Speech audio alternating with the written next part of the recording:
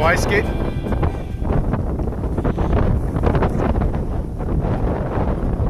Probably better bring a floaty.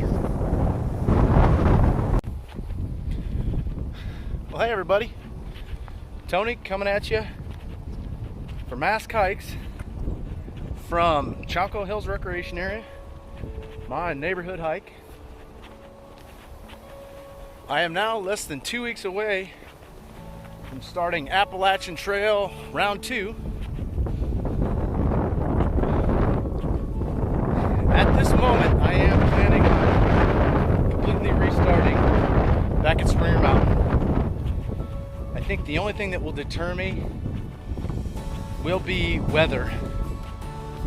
If I'm gonna hike for 3 days in the rain, 4 days in the rain, and get back to Dix Creek and still have not had a single view, well, then purists be damned, I may still go ahead and bypass that 65-mile stretch. It'll still put me well over 2,000 miles in a single year, and I have hiked that section, but it wasn't very exciting without a view, and I don't know that I have a whole lot of desire to do it twice if I'm not going to get a view the second time either. So the reality is, I'm sure I'll get down there and start at Springer just on principle. I won't be able to convince myself otherwise. To be totally honest, I would absolutely love to see the top of Blood Mountain on a clear day. And Trey, holy cow, the day I went over Trey Mountain, which if I recall correctly is the highest point in Georgia, it was the worst storm I'd been in on the whole 4 days I was there. It blew and blew. I mean, rain just whipping across the top. It was wild. I thought that was the only time I actually thought I was going to lose my umbrella. As you can tell, I am not on a dirt trail. Although, to be fair, the snow melt and mud and everything would be perfect training.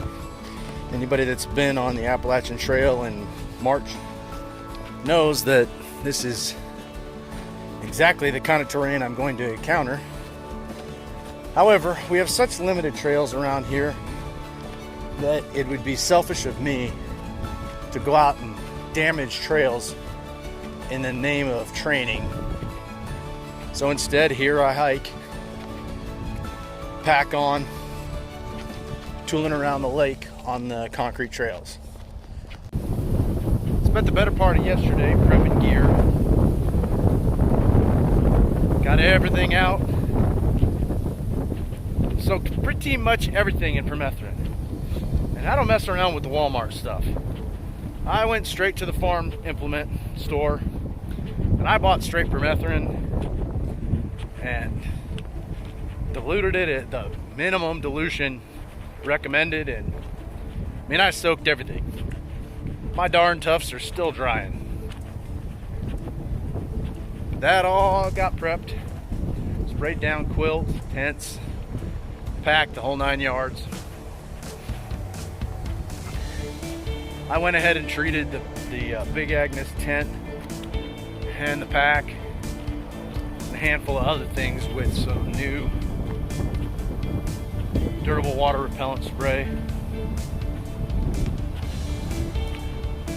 Just a few last minute things.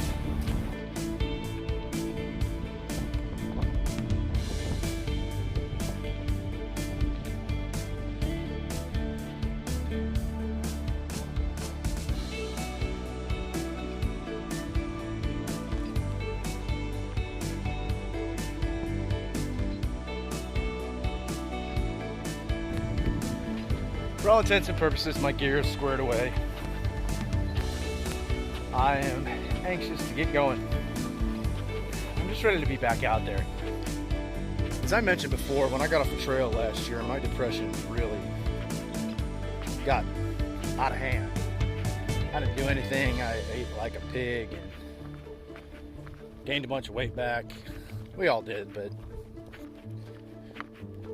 I did do a lot to get myself back on track, got back on the treadmill, and got back out in the dirt and everything else. However, I have in the last couple of weeks kind of let my diet go altogether. I'm trying to figure out ways that I can hopefully have to pack less food. And it's probably the dumbest tactic on the planet, but I figured if I had some extra pounds to carry me for a while, then maybe I wouldn't have to pack so much food in the beginning. And then by the time the hiker hunger hit me, I wouldn't be really like pushing or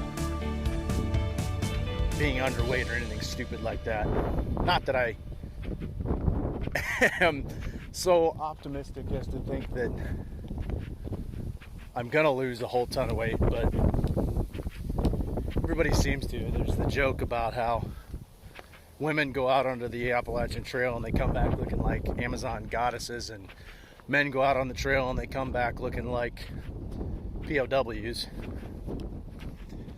But I guess we'll find out if my tactic was sound or stupid. The only real question I've got right now is what kind of miles I'm going to try and push right out of the gate.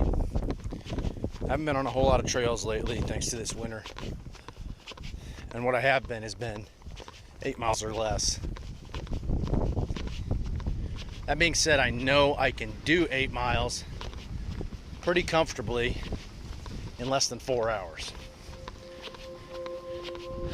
So for me to try and say I'm only going to do 10 or 12 miles in a day, my problem is that leaves me sitting around a lot. And at least hiking, I can think about hiking. If I'm just sitting around in camp, I'm in my own head, probably wasting battery on my phone, thinking about home. So that's probably not going to work. Last year I came out averaging 16s. I made it to Neal Gap in 2 days. Basically I did Springer to Gooch Mountain, which is, I think, including the Blue Blaze to Long Falls, I think it was like an 18-mile day.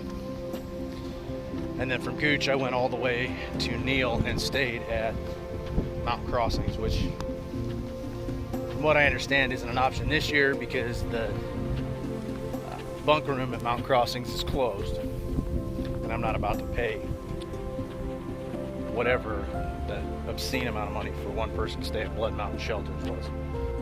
Or excuse me, not Blood Mountain Shelter, Blood Mountain Cabins.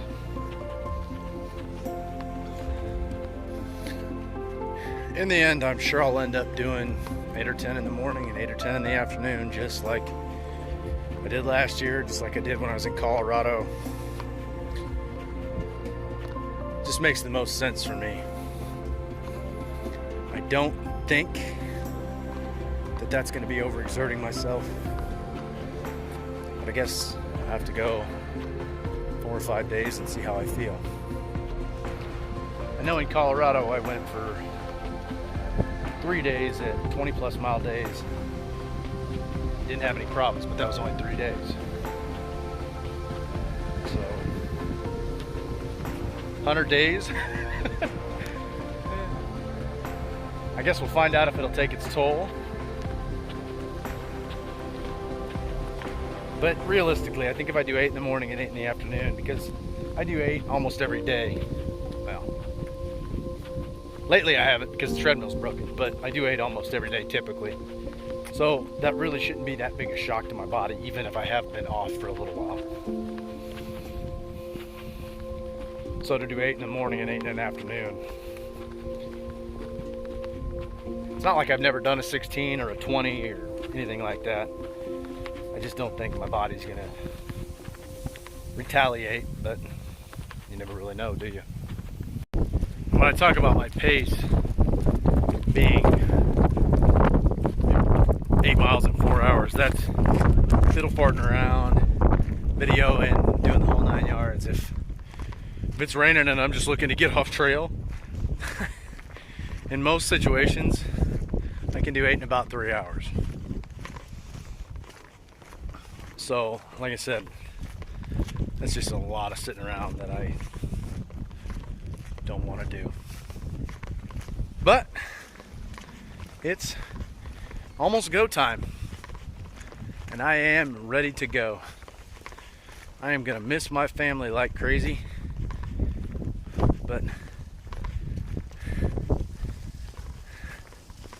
I've never felt a call like this before in my life. So, guess I should probably answer and see what it's all about.